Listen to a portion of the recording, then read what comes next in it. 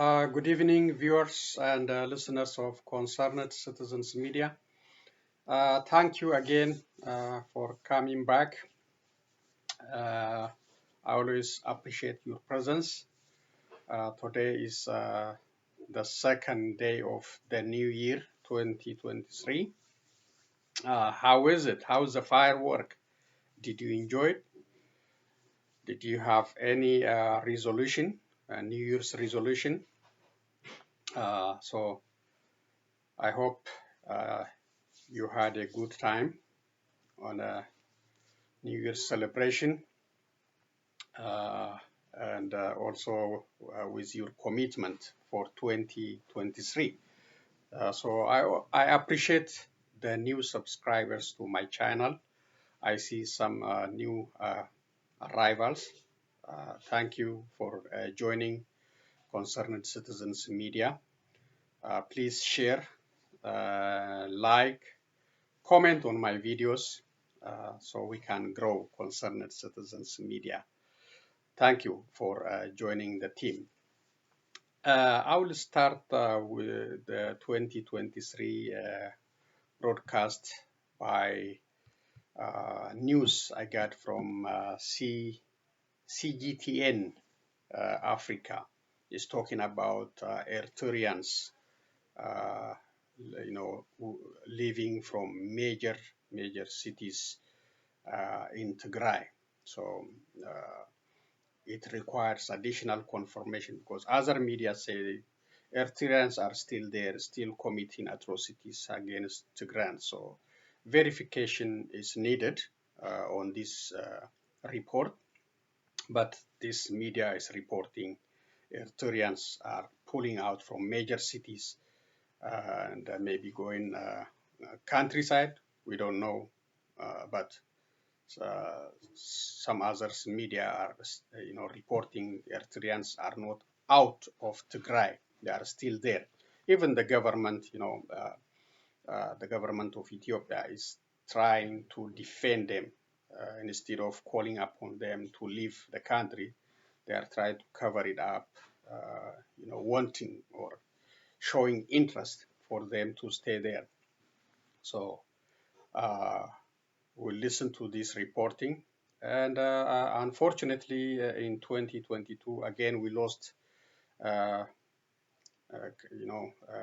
Benedict XVI,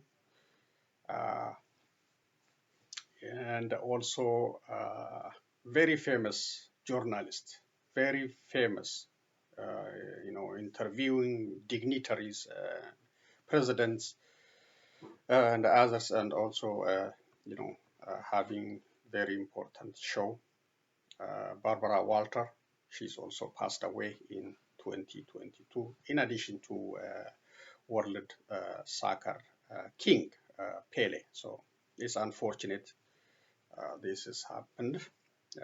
It's a tragedy for, for the Catholic communities and also for the admirers of Barbara Walter. Very, very distinguished journalist. So Concerned Citizens Media join them in expressing condolences on the passing of these two dignitaries, in addition to Pele. Thank you again for joining me. Let's get started with this reporting.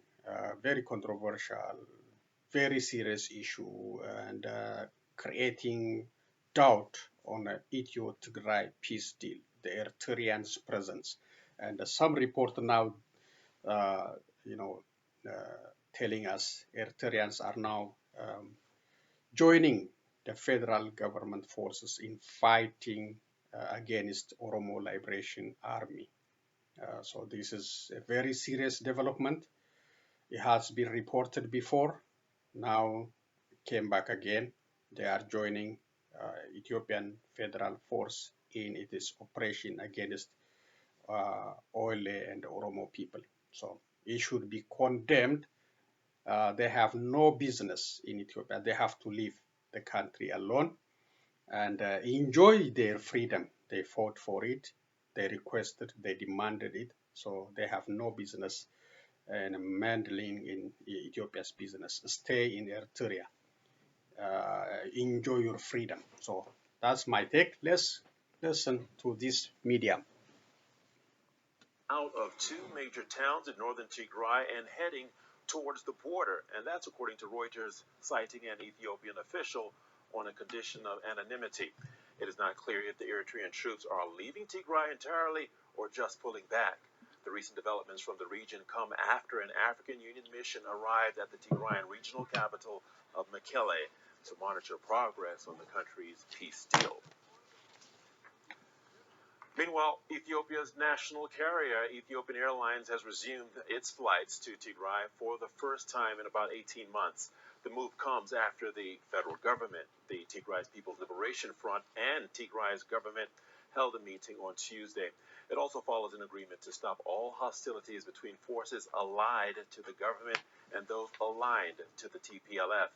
Travelers have expressed joy and excitement, with some saying they look forward to seeing their family members again after being cut off when fighting broke out in the Tigray region in 2020. I lived here in separation from my husband and child, whom I love.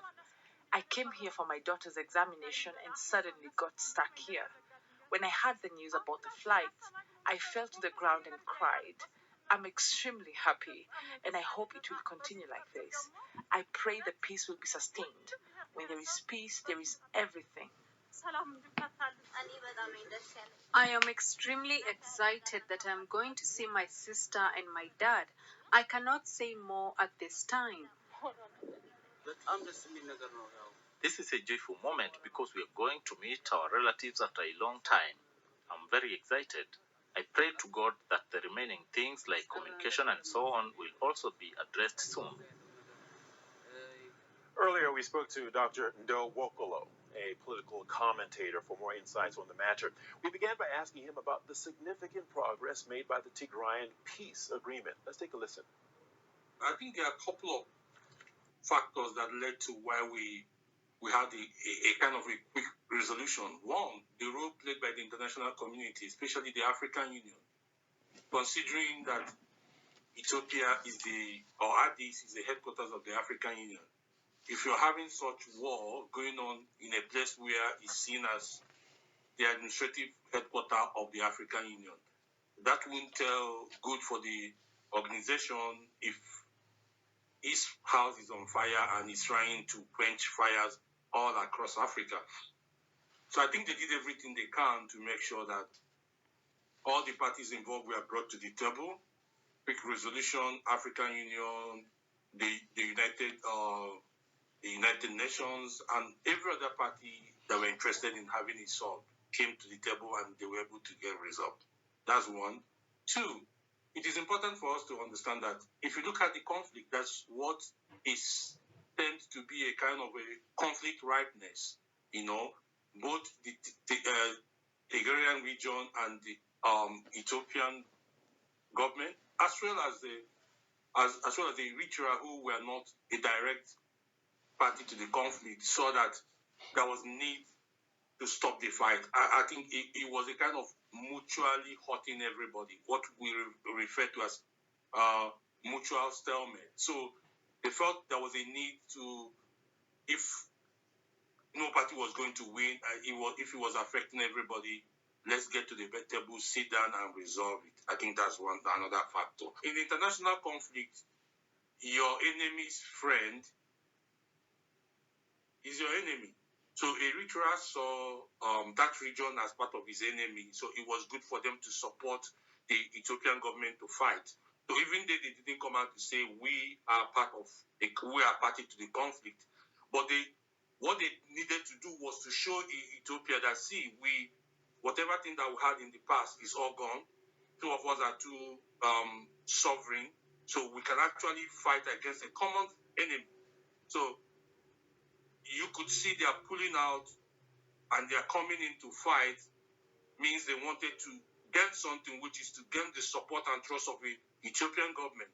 So they might not necessarily say we are part of the conflict, but we could know that indirectly they might want to pay, that region back in their own coin for being a launching pad for Ethiopian government. Violence in Mexico, war in Ukraine, repressed. Okay, we'll come to the freedom of the press and as a setback in 2022. So that's the news update on withdrawal of Eritrean forces into the border area, according to Reuters or this media citing. Also, some details about the resumption of flights into the Tigray region, plus also the diplomatic or the peace deal. So you see some details about this, and concerned citizens media, as I said before. I'm happy to see happy faces and the family rejoining. Families separated for almost 2 years by this brutal conflict, unnecessary brutal conflict created by Prime Minister Abiy Ahmed, just to stay in power, to steal the election by fighting TPLF, detaining all opposition political parties, including OLF members, OFC members. So that was his strategy, but finally peace came to Tigray region, and concerned citizens media appreciate the return of this peace deal, but still we need to demand and verify the removal of Eritrean forces from Ethiopia's business, whether in Tigray or in Oromia region. We have to follow it and demand Eritreans stay in their border and enjoy their freedom under Isaias Afwerki. Let's continue with other news. The other good news I have is Minneapolis businessman who was roughly kidnapped by Ethiopian security undercover operatives at Bole International Airport, released, and so he is on the way back home to the United States. Let me read. This is an update to a story reported by WCCO this weekend.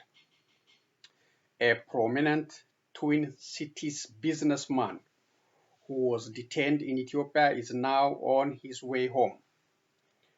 Tashita Tufa is president and CEO of Metropolitan Transportation Network based in Fridley. Tufa's family says he spent the last 2 weeks of 2022 in Ethiopia and was preparing to board a return flight to America when he was detained at Bole International Airport in Addis Ababa. Now, according to his son, he has been freed and is now on the first leg of his journey home. He is expected to arrive Tuesday, tomorrow afternoon. WCCO's Isme Murphy reported that Senator Amy Klobuchar and Representative Dean Phillips were involved over the holiday weekend in working to free Tufa. So we appreciate the senators and the representative for working hard to bring U.S. citizens back to U.S. So they deserve credit. This is their statement. Senator Gorbachev. After my office worked with State Department officials, I am relieved to see that Tashita Tufa has been released from detainment and on his way back to the United States. I am eager for him to be reunited with his family were here in Minnesota, Gorbachev said in a statement. Ethiopia is currently designated as a level 3 or reconsider travel advisory by the U.S. State Department. Credit CBS News. So it's a very, very serious warning, level 3. So if you are thinking going to Ethiopia, you have to reconsider the situation and consult with State Department if it's safe for you to travel. This is a very dangerous movement by Ethiopian undercover security to kidnap U.S. citizens from the airport, after they allow him to, to enter the country. So this is not a government tactic, a normal government tactic. This is like a group of gangsters running the country, or whether only U.S. citizens or the citizens of Ethiopia. So that's the good news anyway. He's coming back. He's free, even though Ethiopian government created terror and emotional stress on the family and the friends of Tashita. This is about Ethiopian government, accusing Egypt, officially accusing Egypt, supporting Gambela Liberation Front and Oromo Liberation Army. This is a statement released by Redwan Hussein, Ambassador Redwan Hussein, special advisor for Prime Minister Abiy Ahmed. So he is officially accusing Egypt supporting Oromo Liberation Army and Gambela Liberation Front for instability happening in Ethiopia. Before, they just accuse the international community in a general sense. They always say there is some other countries behind the conflict in Tigray or elsewhere. Now, officially, Egypt is accused of supporting Oromo Liberation Army and Gambela Liberation Front. So, and Mr. Redwan Hussein, as I said, he also giving excuse for Eritreans to stay. So, the other one is Ethiopia loses second attempt to defund the resources for United Nations rights expert. This is a second attempt. They take care of this UN investigative expert very badly because they don't want to be accounted for the war crimes. All atrocities, looting, destruction happened in Tigray. So they are fighting, Ethiopia is fighting hard to block this committee. And, not to extend its term limit. They fought against it, again, to defund the budget. But this second attempt also failed. So Ethiopia presented the resolution to UN Security Council members, Security Council General Security members, but they failed.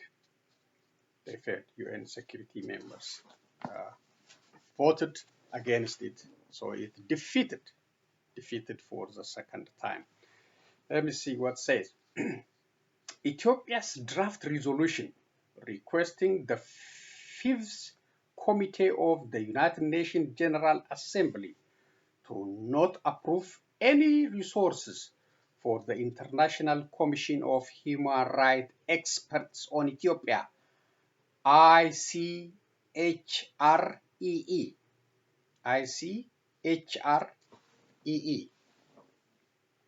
which is International Commission of Human Rights Experts on Ethiopia, was defeated on Friday by a vote of 71 against and 32 in favor, whereas 50 member states abstained the vote. This is the second failed attempt by Ethiopia to have UN General Assembly to defund resources for the UN rights experts who were appointed by the UN to investigate war-related human rights abuses in Ethiopia after its opposition to the formation of ICHREE in April this year. The Ethiopian government voted to block the UN funded for it unsuccessfully. In introduction to the resolution, Ethiopia argued that the text didn't recognize the government's cooperation with the Council to conduct investigation and demand the Fifth Committee of the UN General Assembly, which has the responsibilities for administrative and budgetary matters, to defund the resources. ICHREE's first report to the UN Human Rights Council presented in September this year on its initial findings of Ethiopia's war covering the hostilities in Tigray and Amhara regions concluded that there are reasonable grounds to believe that violations such as extrajudicial killings, rape, sexual violence, and starvation of the civilian population as a method of warfare have been committed in Ethiopia since the 3rd November 2020. And that there were reasonable grounds to believe that in several instances these violations amount to war crimes and crimes against humanity. That's why they are fighting back. Ethiopian government, they are fighting and try to stop this committee from investigation, because there is a ground for crimes against humanity and war crimes in the last 2 years' war. The report said grave human rights violations were committed to a varied degree by Ethiopian National Defense Forces, Eritrean Defense Forces, Amhara Region Forces, including militia, and the irregular armed group Fano, as well as the Tigrayan forces in the course of Ethiopia's war. However, it was the widespread denial and obstruction of access to basic services, food, healthcare, and humanitarian assistance that the Commission believes amount to a crime against humanity. It also said there was reasonable grounds to believe that the federal government is using starvation as a method of warfare. So many crimes. And these are the reasons the Ethiopian government is fighting hard against the budget, against these experts, UN experts. Ethiopia maintains the commission was established for a political purposes and has had an easy relationship with it, once accusing it of having weaponizing human rights for political pressure. That's Ethiopia's argument. Yesterday's, I think it was on Friday, vote at the UN General Assembly to keep the funding for ICHREE comes amidst concern by the international rights organization that the Pretoria Permanent Cessation of Hostilities signed between the Ethiopian federal government and the TPLF on November 2nd falls short of clarity on victim-centered justice and access to human rights experts and independent rights monitors to all areas affected by the 2-year-long war.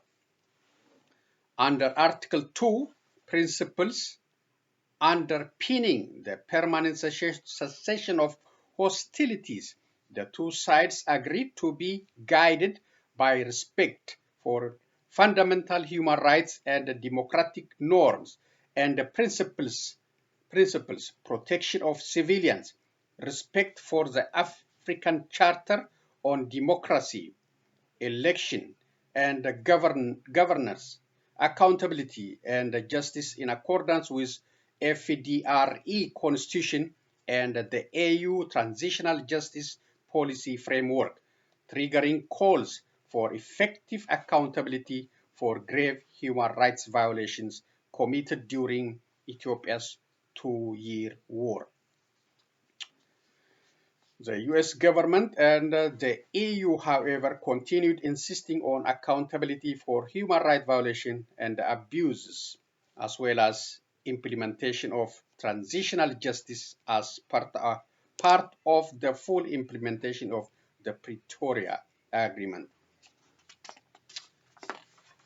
US Secretary of State Antony Blinken said that the US was focused on making sure that it can get independent human rights monitors into Tigray to verify that there are no ongoing atrocities, even as we are looking for accountability for what is already taken place.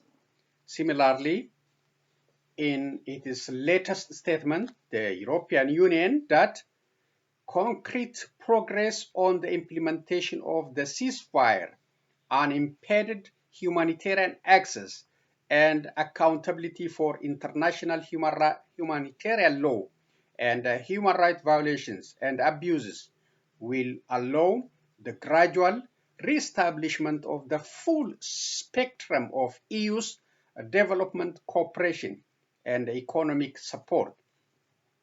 In October, the European Union has succeeded in having a resolution renewing ICHRE's mandate approved by the Geneva-based UN Human Rights Council.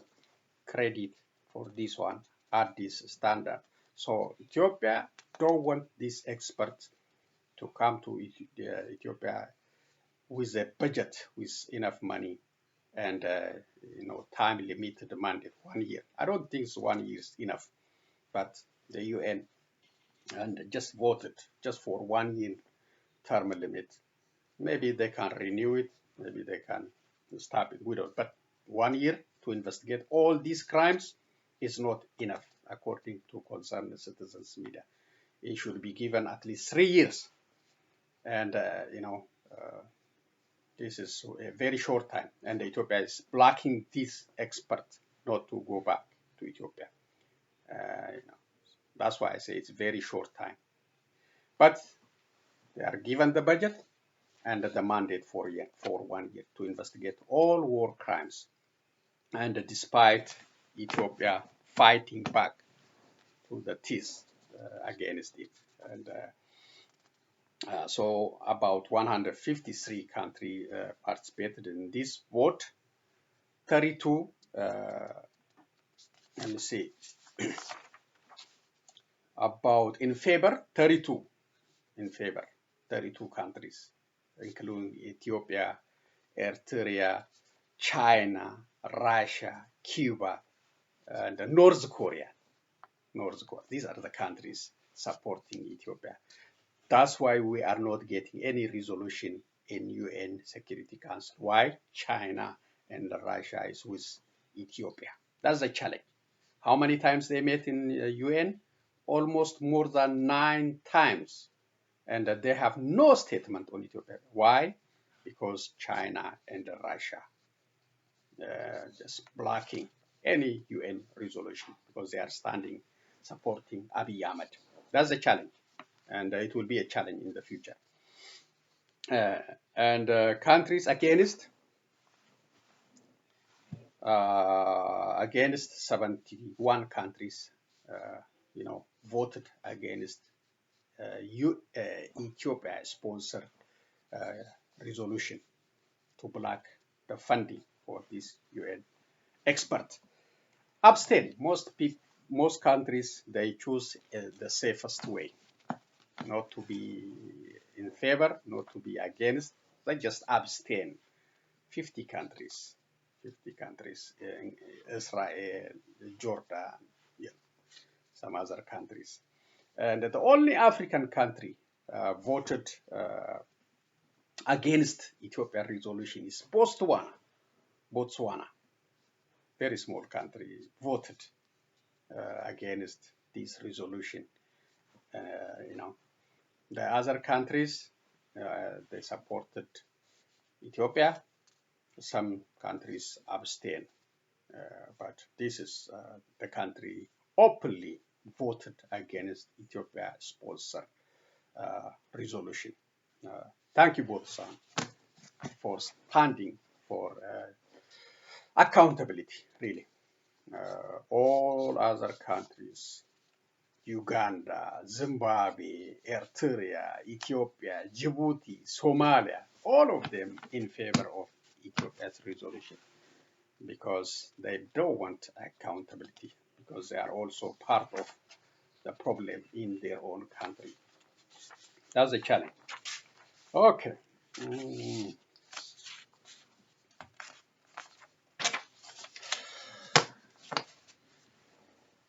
This is from U.S. State Department. Is a launch of the AU monitoring, verification, and compliance mission in Ethiopia. I just got it this late. It was released on December 29, 2022, but because of I didn't check it on time. But the U.S.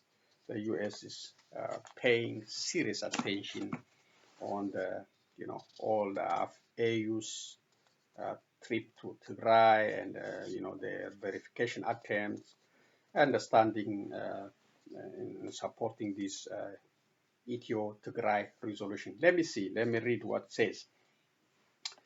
We applaud the signing and the launch of the African Union's monitoring, verification, and the compliance mission, AU MVCM in short, in Mekelle, another important step toward securing lasting peace for the people of northern Ethiopia.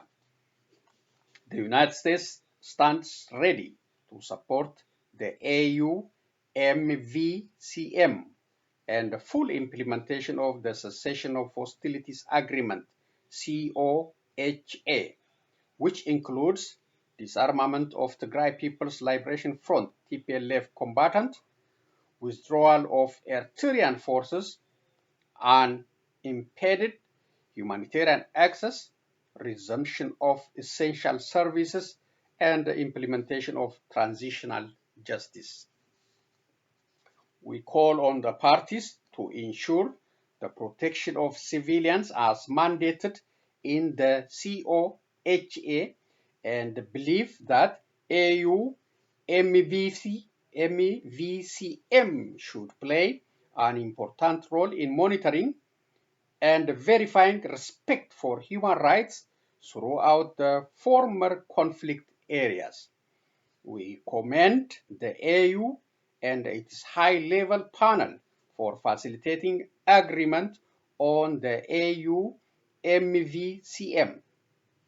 We look forward to working with AU panel members and the parties to expedite full implementation of COHA that leads to lasting peace for the benefit of all Ethiopians.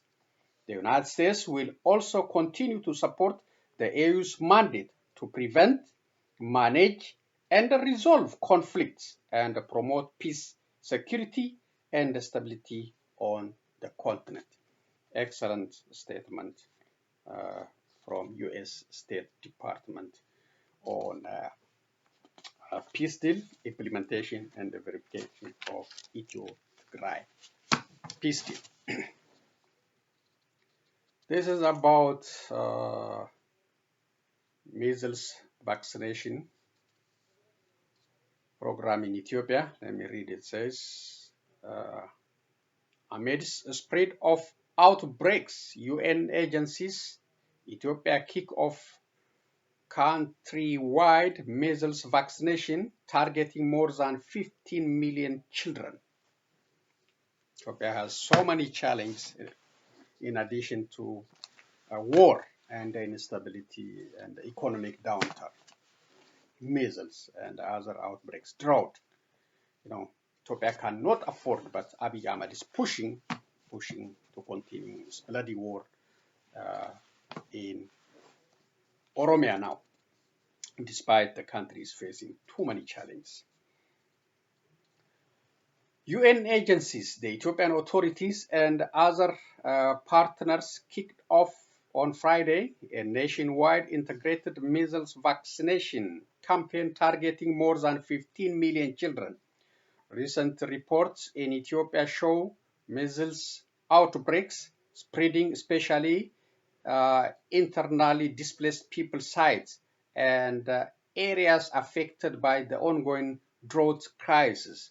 Last summer, measles outbreak was reported in Berhet and Minjar Woredas in North Shoa zone of Amara region, as well as in two IDP sites, China Camp and Weinishet IDP site in Debre Brahan city. Similarly, chickenpox cases were also reported in Wale IDP site in Waghimra zone.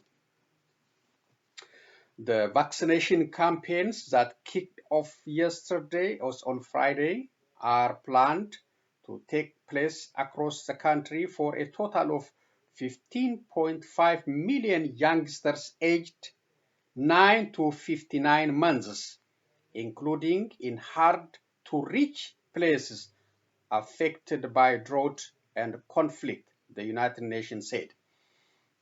Measles outbreak in 2020 had left more than 12,000 people affected in 36 zones of five regions across Ethiopia. Oromia region bore the brunt of the outbreak with 67% of cases, followed by Somali with 21%, the UN said then. At least 5 people died of the outbreak in East Wallagga zone alone, whereas at least 30 people died in March of the same year in other parts of Oromia region. 12 people were reported to have died of the outbreak the same year in Somali region. Measles, which is preventable, remains a major health problem in Ethiopia, with several outbreaks reported in different parts of the country, according to the UN health body, WHO, credit at this standard. So that's a challenge. That's the challenge. But we don't have the government to handle the situation. The government worry about the power, to stay in power for many years to come. They don't care about the people impacted by measles, drought, hunger, or war. They don't care. They care about prosperity, teaching fake prosperity and promoting prosperity agenda and continuing the bloodshed despite so many opposition, despite the call from parliament member to settle the issue in a peaceful manner, because the country Ethiopia cannot afford. And these people, Abiy Ahmed and his core officials, they don't care. They don't care about unemployment, high unemployment of youth especially, and they don't care about inflation and so many other challenges. They care about only their power. How can we stay in power? Through the conflict and through ethnic tension. That's why children are suffering from measles and other outbreaks. This is about Burkina Faso, again cut off from AGOA. Let me read. This one is credit from Reuters news agency. United States cuts off Burkina Faso from Africa duty-free trade program. The United States has dropped Burkina Faso from its AGOA trade preference program, citing deep concern over unconstitutional change in government in the West African country by U.S. Trade Representatives USTR office said on Sunday. Frustration over the government's inability to curb an Islamist insurgency sparked two military coups in Burkina Faso in 2022. Both the previous and current juntas have made efforts to beef up security, but Islamist attacks have continued. The junta's Foreign Affairs Ministry reacted to the U.S. decision on Monday by repeating a November statement saying that the timetable for a return to democracy had not changed. Burkina Faso had committed to return to constitutional rule in 24 months in July's agreement with West African Regional Bloc, ECOWAS. The U.S. African Growth and Opportunity Act, in short, AGOA, provides sub-Saharan African nations with duty-free access to the United States if they meet certain eligibility requirements, such as eliminating barriers to U.S. trade and investment and making progress toward political pluralism. And Ethiopia, as you know, removed from AGOA and still now, lobbying very hardly to go back to this AGOA deal. Abiy Ahmed and his lobbyists, they are trying, doing everything to get that money back. Millions of dollars. They lost millions of dollars because of they created instability in that country, failing to meet the requirement. But they are trying. The lobbying through senators, politicians, and begging for that program to return. But they are not successful so far. The USTR's office said Burkina Faso had failed to meet the requirement of the AGOA statute and would be given clear benchmarks for a pathway toward reinstallment to the trade program, adding that Washington would work with the Burkina Faso government. Burkina Faso is one of the world's poorest countries.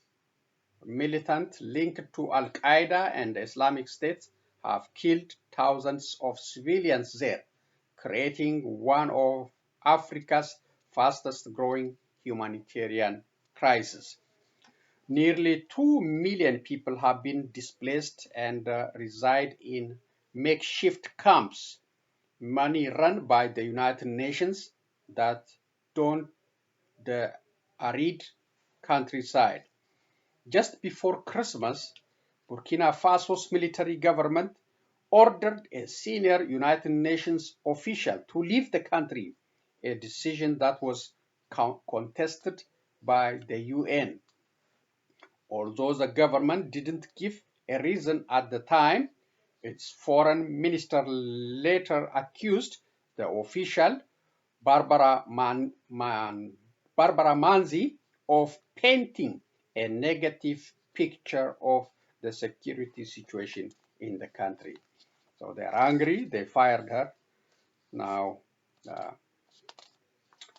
they are losing AGOA, duty-free trade to the United States.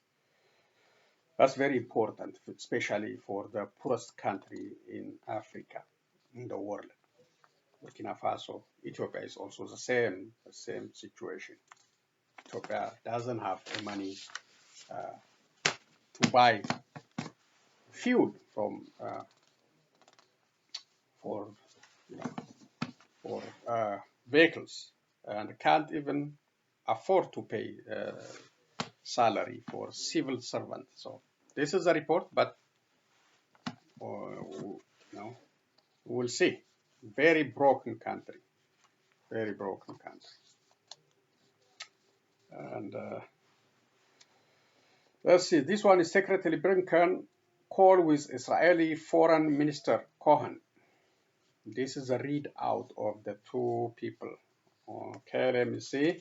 As you know, Israel got a new government. Benjamin Netanyahu is coming back as prime minister. That is not good for Palestinians. Israeli tension. Very bad, very bad. Let me see. The following is attributable to spokesperson Ned Price. Secretary of State Antony Blinken spoke today with Israel Foreign Minister Eli Cohen to congratulate him on his appointment and underscore the United States' abiding commitment to the U.S.-Israeli partnership and to Israeli security. Secretary Blinken discussed continued U.S. efforts to advance mutual interests such as Israel's further regional integration, including through the Negev Forum, address shared challenges, including the threats from Iran, and promote the values that have been at the heart of the bilateral relationship for decades. The Secretary emphasized the continued U.S. commitment to a two-state solution and opposition to policies that endanger its viability. So that is from U.S. State Department confirming Biden administration's standing with Israel security and all bilateral interests, plus the challenge they are facing from Iran, plus the two-state solution. There is a lot of talk from Biden administration on the two-state solution, but so far no credible act. Talk about two-state solution. That's a good thing. That's a good thing. Maybe at least to end the tension between Israel and Palestinians. Also help the Palestinians from losing further ground. The longer the situation continues in such a manner, the further the Palestinians' ground will be taken by Israelis. It happened since 1967. More expansion, more building by force, by using all the resources, military, justice system, everything, the police, against the Palestinians. So the establishment of the two-state solution is, at least give hope and the future for the Palestinians to have their own country. But is it happening under Benjamin Netanyahu? I don't think so. He's a very tough guy. So that's all I have for reading. Let's share some videos and end today's presentation. So the first one is about freedom of the press around the world and the setback in the year 2022. And also the Brazilians have new president swore in, I think yesterday or so. This guy Lula is not a new face. He has been in their White House for 2 terms, and charged with crime, corruption, put him in jail. He came back again, campaign, and he won the presidency. He is a president now after release from jail, and fought back and competed for the presidency. The last one is the firework for 2023 around the world. That will be my closing. Let's listen. Laws and crackdowns directed at the media. 2022 has been a tough year. With journalists jailed in Iran for covering protests or killed in the West Bank covering clashes, arrests and deadly violence are at an all-time high. Media watchdogs say press freedom in 2022 has declined. Unfortunately, we observed the sharpest increase in journalists who are being detained, held hostage, and killed around the world. Reporters Without Borders reports that 533 journalists were detained this year and 57 killed. China, Myanmar, and Iran are the top jailers of journalists, while Mexico, Ukraine, and Haiti were particularly deadly countries to cover in 2022. Russia's war in Ukraine left a huge mark, with Moscow imposing repressive laws aimed at stifling reporting, and iconic news outlets were forced to close. In Ukraine, journalists work to keep staff safe and audiences informed. It's not easy to cover any war, but especially so when it's a war that is in your country and you're not just a journalist who arrives on the scene and then goes home to safety, but there's no safety for you, there's no safety for your family. But war zones aren't the only danger for media. In Mexico, violence and the targeted killings of journalists led to the country's most deadly year. Media watchdogs there say the repercussions are wide. What worries us most is lethal violence, because when a journalist is killed, something known as a double murder happens. The murder of the person and the silencing of the stories and investigations that are not going to be told. It has a very strong, cascading effect of fear and censorship. China continues to be a leading censor of media, and its influence is felt in Hong Kong. Analysts believe the high-profile trial of Apple Daily founder Jimmy Lai is being used to send a message. And so with these national security cases, it puts everybody on notice that if this could happen to somebody as prominent and as wealthy as Jimmy Lai, it could happen to anybody. Elsewhere, repressive governments such as Afghanistan's seek to block access to credible news.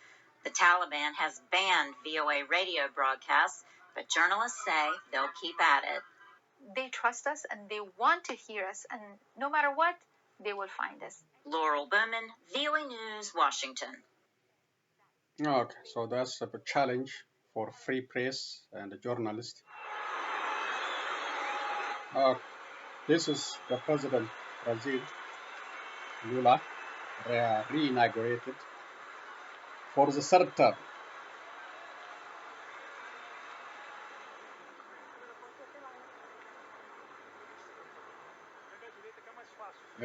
It's a remarkable comeback, really, after removing the power and charges with corruption. I promise to maintain, defend, and fulfill the Constitution, observe the laws, promote the good of the Brazilian people, hold up the unity, integrity, and independence of Brazil.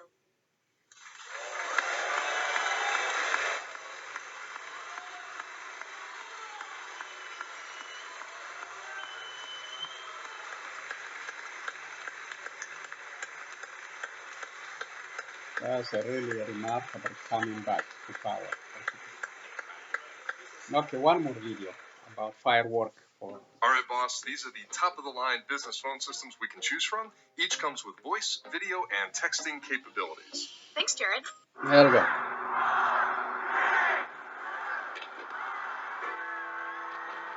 It's London. A burst of colour and sound to signal a new start.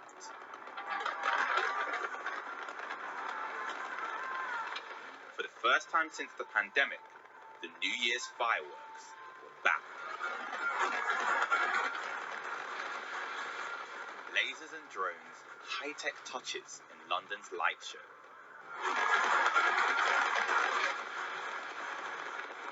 but it was also a time for reflection, with this tribute to the Queen. Farewell, man, and thank you for everything.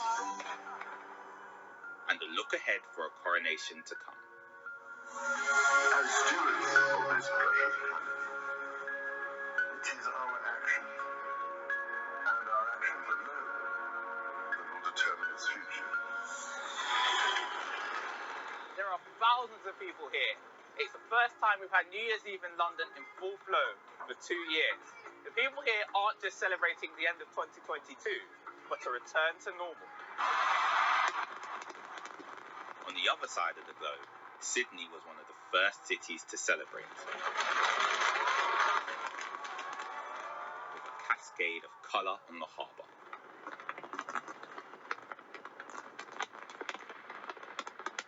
Not to be outdone, Abu Dhabi in the United Arab Emirates, where drones illuminated the night sky. Hong Kong's skyline was also painted in what was a symphony of colour.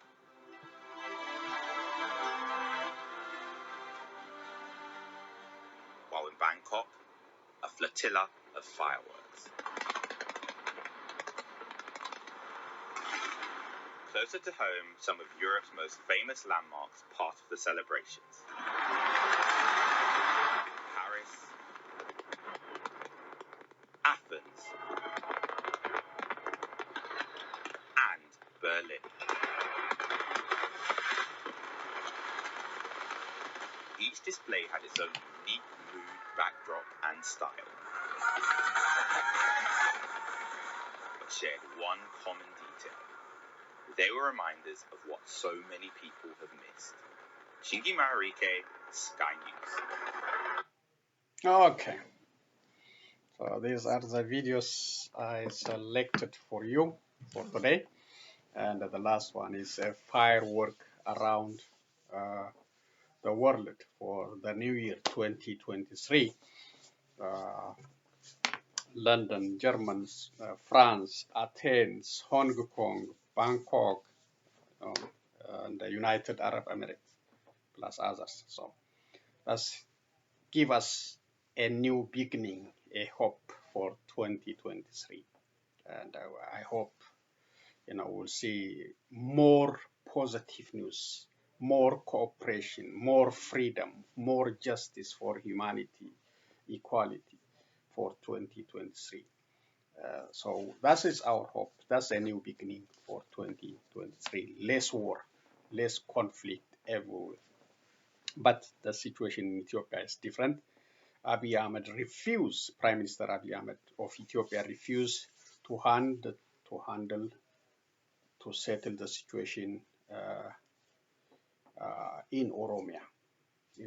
He is looking around for more drones from Turkey and other countries, more weapons to kill Oromos just for his power, nothing else. So instead of looking an opportunity for new generation, jobs, reducing inflation, reducing ethnic tension, but tackling measles and other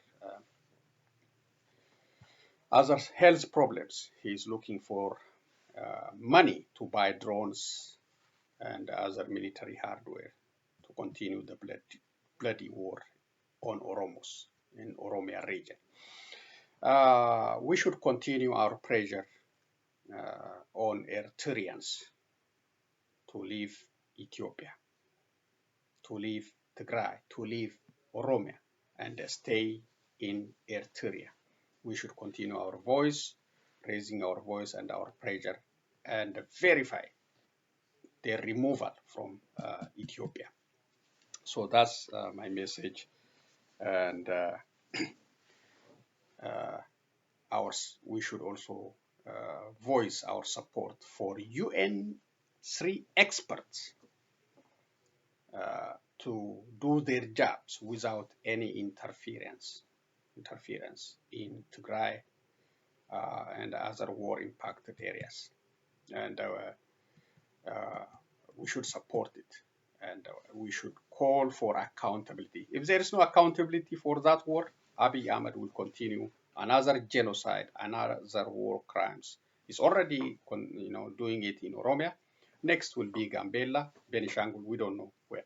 So accountability, very important, and we appreciate those UN members for voting against Ethiopia's attempt to defund the budget. Ethiopia's fight against these experts. So they will use different intimidation tactics.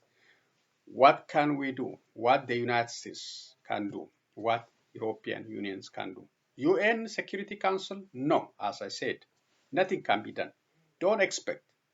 Don't, because two veto holders, China and Russia, with Prime Minister Abiy Ahmed. Nothing. The only thing we expect is if US is serious about this matter. They are serious, I know, but they are holding. They have all the evidence, but US is holding. For future, they will use it for future. For now, they are giving a peace a chance, despite all the documentation they have. The war crime, they know it. They know it. They don't wanna release it. They have the report. So, but the pressure should continue from European Union, from US on Abiy Ahmed, possibly to form a transitional government in that country. That will be the solution. Thank you for joining me. Again, I wish you Happy New Year and a successful 2023. Thank you for joining me. Please share, subscribe, like my videos, and I will be back with other news and updates. Be safe. So long, everyone.